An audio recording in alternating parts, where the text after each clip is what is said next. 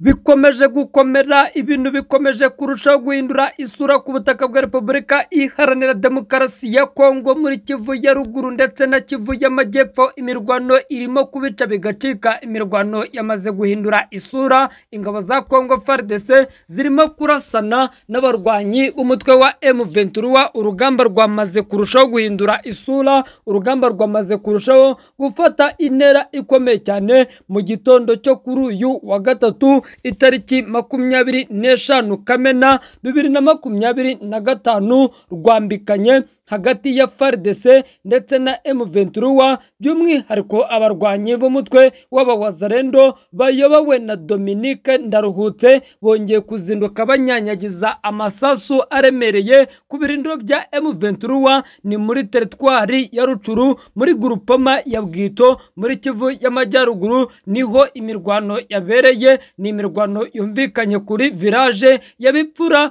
werekeza ahitwa Kanyati, ni mu birometero 6 werekeza Ibukombo. Niho hazindutse humvikana amasasu y'intwaro ziremereye, niho hazindutse humvikana guturika kw'imbunda zidasanzwe, ibyateye ubwoba abaturage batuye muri ibi bice. Iyi mirwano yateje imyigaragambyo, yateje abaturage ubwoba bukomeye cyane. Bamwe barimo guhunga batazi aho barimo kwerekeza, barimo barahunga batazi icyo babona, bitewe no kuba izi ngabo za Kongo FARDC zirimo kurasana na M23 mu misozi itandukanye, dore ko muri Masisi naho bitoroshye, muri Rucuru naho nibyoroshye. Ibintu byamaze gukomera, imirwano irimo irumvikana mu misozi itandukanye, ikaba imirwano irimo guteza imvururu. Intambara imaze ibyumweru byinshi mu bice bitandukanye, haba muri Rucuru, dore ko imirwano yari imaze iminsi yumvikana muri Rucuru,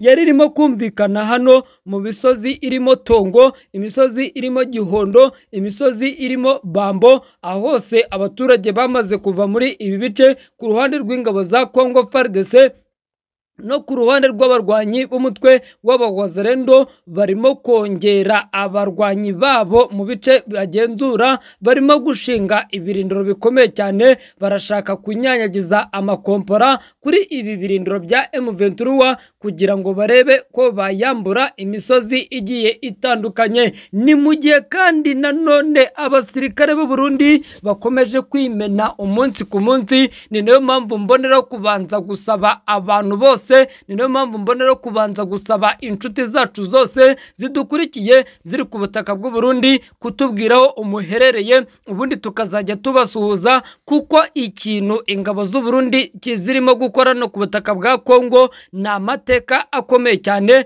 Ndababwiza ukuri uko bwije nuko bukeye. Hariya mu mujyi wa Uvira mu birometero 26 werekeza mu mujyi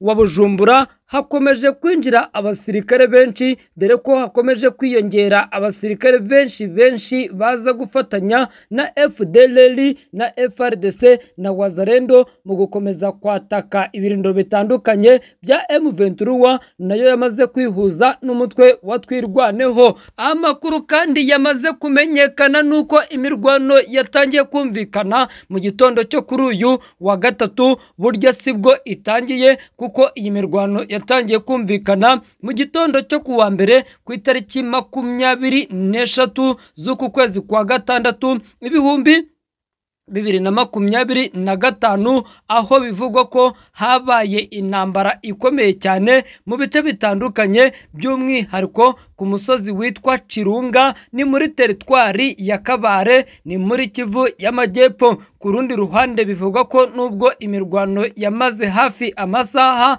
6, impande zombi zahanganye bikomeye cyane muri kano gace, ibyanatumye abarwanyi 6 ba FARDC bahasiga ubuzima, M23 abayo benshi bagakomereka biturutse ku gisasu cyaturutse mu birindiro bya FARDC biri ku musozi witwa Cugu, usanzwe uriho abasirikare barinda umukuru w'igihugu. Ku cyumweru nabwo ingabo za Kongo FARDC n'abambari bazo bari bagabye ibitero bikomeye cyane kuri M23 mu duce twa Karehe muri teritwari ihana imbibi n'aka gace amakuru akagaragaza ko iyi mirwano yasize abaturage benshi batuye ahangaha bahunga, kuko kugeza ubu ngubu M23 iracyagenzura ibice biri muri teritwari ya Karehe, iragenzura ibice biri muri teritwari ya Kabare, ibice aba barwanyi ba M23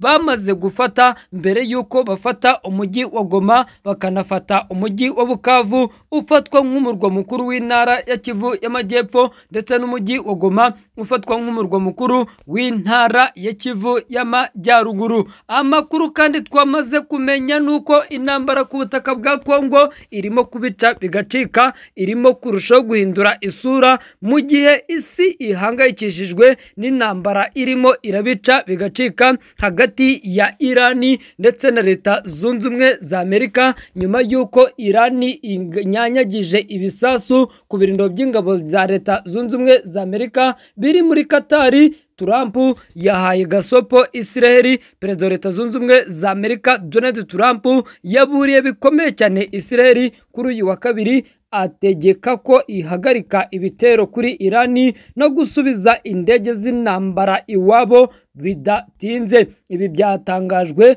na Trump abinyujije ku rubuga rwe rwitwa True Social, aho yagize ati Israel nimutere ibyo bisasu, nimuhite musubira inyuma, abadiplomate banyu basubire mu nama. Trump yavuze ko Israel iramutse ikomeje ibitero byayo yaba irenze ku masezerano y'agahenge yamaze gushyirwaho na Perezida wa Leta Zunze Ubumwe za Amerika. Ni agahenge kemeranyijwe hagati y'impande zombi kagomba kumara amasaha 12 nk'uko byatangajwe n'uyu mukuru w'igihugu. Mbere yo kujya mu muryango wa NATO, Leta Zunze Ubumwe za Amerika zabwiye abanyamakuru b'impande zombi ko zarenze ku masezerano y'agahenge, ariko yagaragaje ko atishimiye cyane imyitwarire ya Israel, igomba gutuza ntikomeze kugaba ibitero. Ibi bibaye mu gihe Israel na Irani buri ruhande rushinja urundi kurenga ku masezerano y'agahenge yari amaze amasaha makeya asinywe. Israel yatangaje ko Irani yayirasheho misile zirenga 20 mbere yuko agahenge gatangira, mu gihe Irani nayo yahakanye iby'ibi birego, ikavuga ko nta kintu na kimwe yigeze ikora ngo inyanyagize ibisasu ku butaka bwa Israel. Ibitero bimaze gutwara ubuzima bw'abantu benshi, barimo abaturage, abasivile, abasirikare ku mpande zombi, ndetse n'ibyemezo bya Israel byo kongera ibitero byashoboraga kurushaho kuzamura iyi ntambara. Perezida Trump yasoje yibutsa agahenge kakiriho kandi ko indege za Israel zigomba guhita zisubira mu gihugu cyazo, nk'uko amakuru aturuka ku kibuga cy'imirwano akomeje kugenda abigaragaza. Tugarutse ku butaka bwa Repubulika Demokarasi ya Kongo, uwitwa General Sultani Makenga, umugaba mukuru wa Rio de Sarabwesi, yasuye umuhanda bivugwa ko urimo kubakwa n'izi ntare za Sarambwe. Umugaba mukuru w'ingabo za FARDC, by'umwihariko umugaba mukuru w'ingabo za FCI General Sultani Makenga, kuri uyu wa kabiri itariki 24 Kamena yasuye umuhanda M23 iri kubaka ihuza intara Kivu ya ruguru n'intara ya Kivu y'Amajyepfo. General Makenga yasuye imirimo yo kubaka uyu muhanda Nyabibwe muri teritwari ya Karehe muri Kivu y'Amajyepfo. Yari aherekejwe n'umugaba mukuru wungirije wa FCI General de Brigade Mendanda Mahesha Byamungu, ndetse n'umuvugizi wayo Lieutenant Colonel Wiringoma. Makenga ubwo yasuraga hariya hari kubakwa uriya muhanda, yashimangiye ko FCI n'ingabo zayo zigomba gukomeza gukorana n'abaturage mu bice bigiye bitandukanye. Uruzinduko rwa General Sultani Makenga muri Kivu y'Amajyepfo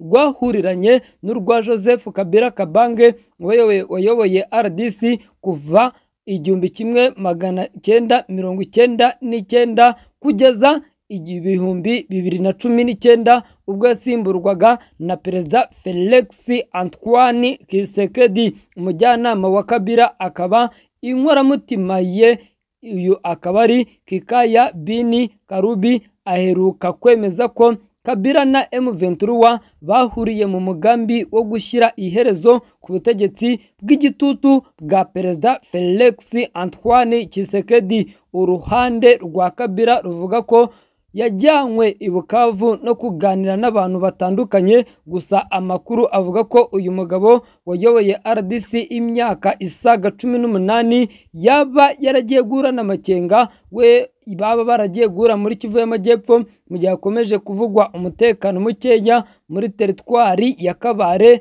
Walungu, Uvira, Fizi, aho buri bwoko bw'abanyamurenge bukomeje gutozwa ndetse batabazwa umunsi ku wundi. Urugendo rwa makenga benshi bakaba babona ko yaba amanutse agiye ku rugamba atari ugusura imihanda, kuko hari abanyapolitike benshi bakoze ibingibi nyamara bashaka inzira ibageza ku rugamba. Nshuti bakunzi bacu, nkoramutima mudahwema kutwereka ko mudukunda, reka tubashimire tubifurize iki gitondo cyiza, mbonera no kukwisabira wowe udukurikiye bwa mbere gukanda munsi ya video ugakanda ijambo like, ugakanda share, comment, ubundi amakuru ukayakurikira 5 kuri 5.